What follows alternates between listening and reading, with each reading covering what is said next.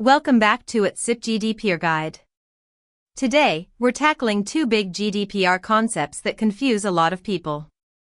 What's the difference between pseudonymized and anonymized data?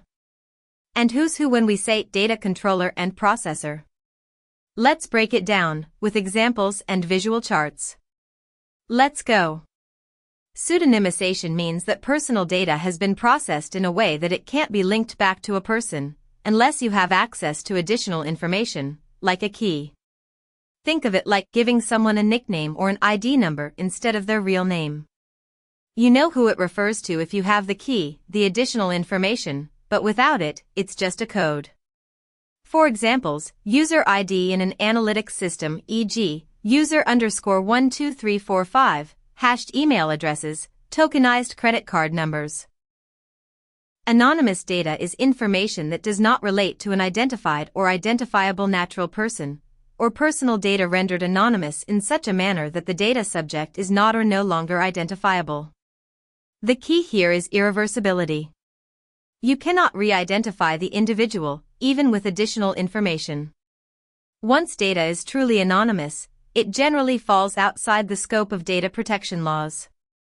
Examples: aggregate statistics, e.g., 50% of users are male, completely stripped demographic data, data where all unique identifiers have been permanently removed and cannot be linked back.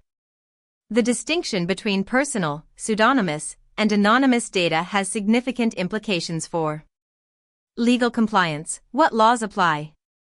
E.g., GDPR applies to personal and pseudonymous, generally not anonymous.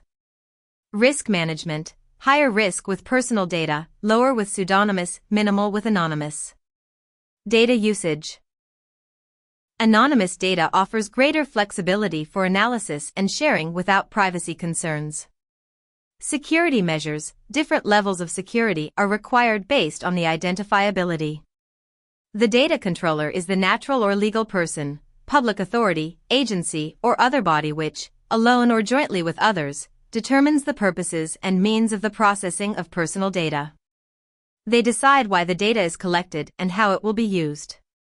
Key responsibilities: lawfulness of processing, data subject rights, security, accountability. For example, a company collecting customer information for its e-commerce website. Data processor, the on behalf of.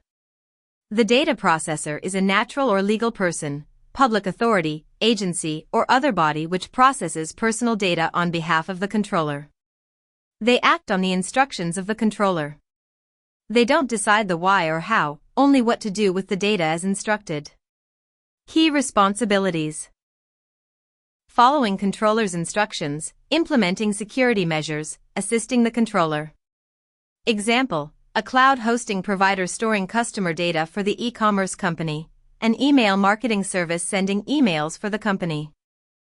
This relationship is crucial and often formalized through a data processing agreement, DPA. The DPA outlines the responsibilities, instructions, and security measures. Analogy: controller is the architect, processor is the builder. The architect designs the house, purpose or means, and the builder constructs it according to the plans. In conclusion, pseudonymous data can be re-identified. Still personal data, subject to laws. Anonymous data, irreversibly de-identified. Generally outside privacy laws, but hard to achieve. Data controller decides why and how data is processed. Ultimate responsibility. Data processor processes data on behalf of the controller, following instructions. Pseudonymized data is still personal data under GDPR, anonymized is not.